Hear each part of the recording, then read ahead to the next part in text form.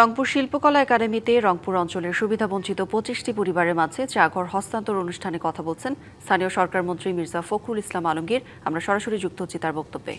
সঠিক পথে যাই, গণতন্ত্রকে যদি ঠিক মতো চলতে দিতে পারি, আর গণতন্ত্রকে চলতেই দিতে চায় না। যে ভাষায় কথা বলে ও তো গণতন্ত্রের ভাষা না। আমি ইলেকশনে জিতছি, মেজরিটি পেয়েছি, আমি তো পার্লামেন্ট চালাবো, দেশ চালাবো, সেই ম্যান্ডেটটা আমি পেয়েছি। আমাকে চালাতে দেন। ব্যর্থ হলে তখন না আপনি বলবেন যে আপনি চালাতে পারেন নাই। তার আগেই রাস্তায় নেমে আপনার শুরু হয়ে গেছে সেই সমস্ত কথাবার্তা।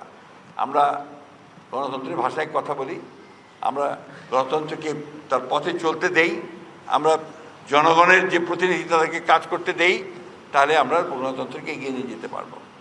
আমরা উন্নয়ন কাজ শুরু করেছি, এই উন্নয়নের কাজগুলো করতে সময় লাগে, একদিন দুই দিন হয় না। আজকে যেটা নতুন করে আপনি ভিত্তিপ্রস্তর স্থাপন করবেন, এটা ৩ বছর লাগবে কাজে আসতে, তাই না? তো এই কাজগুলো আমরা করতে চাই, সেইভাবে এগোতে চাই।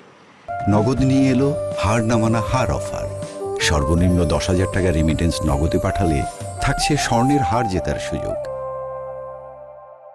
আমি আর বক্তব্য দীর্ঘ করব না। আমি আন্তরিকভাবে ধন্যবাদ জানাতে চাই আমাদের লাভ শেয়ার বিডি যে প্রতিষ্ঠান, তাকে যে তারা এত দূরে এসছেন, এই রংপুরের সুদূরে আমার ঠাকুরগাঁতে নাকি তারা কাজ করেছেন, আবারও বলছেন কাজ করবেন।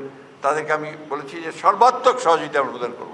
এবং আমি আজকে আমার এখানে আশাই হচ্ছে এই কথাটার জন্যে যে আমরা আপনাদের পাশে আছি, আপনাদেরকে সহযোগিতা করতে চাই। আপনারা আসুন।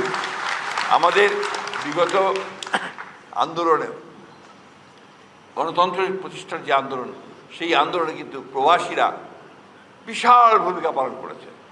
গোটা প্রবাসের বাংলাদেশি মানুষেরা তারা আন্দোলন করেছে, তারা বিশ্বকে জানিয়েছে যেখানে একটা ফ্যাসিস্ট শাসক আছে, তাকে সরাতে হবে, এবং সেই আন্দোলনে তারা শরিক হয়েছে।